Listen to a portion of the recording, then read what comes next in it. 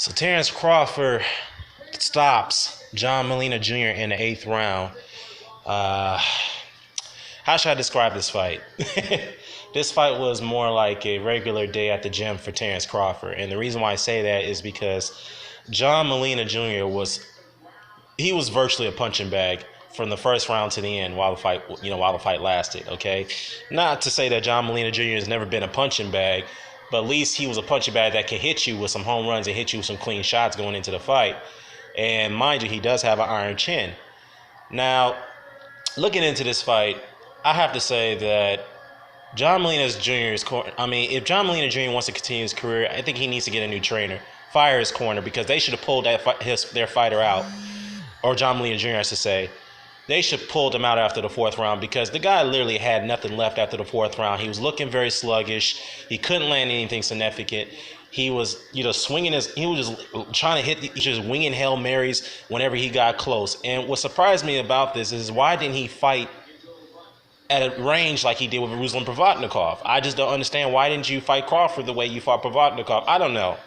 I just couldn't understand that. So I just think the corner should have pulled him out after the 4th round. And and this was, look, I understand that your fighter, he has heart, he's trying to find a way to win, but at the same time, you got to look after your fighter and his safety.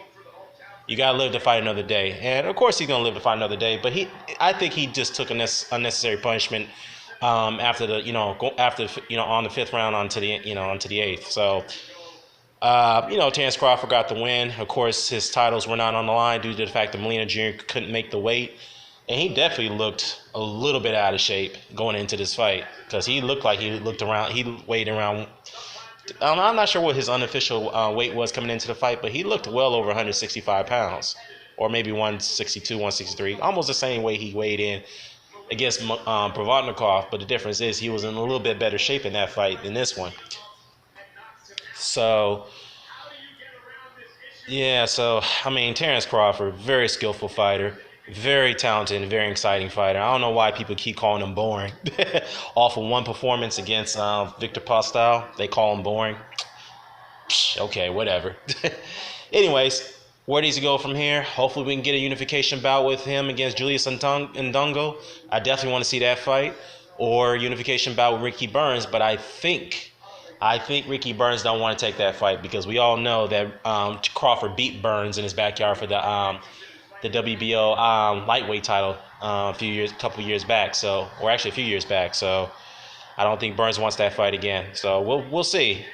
We'll see how this plays out in the 140 pound division. So let me know what your thoughts are. Care to comment, share, subscribe. Signing off.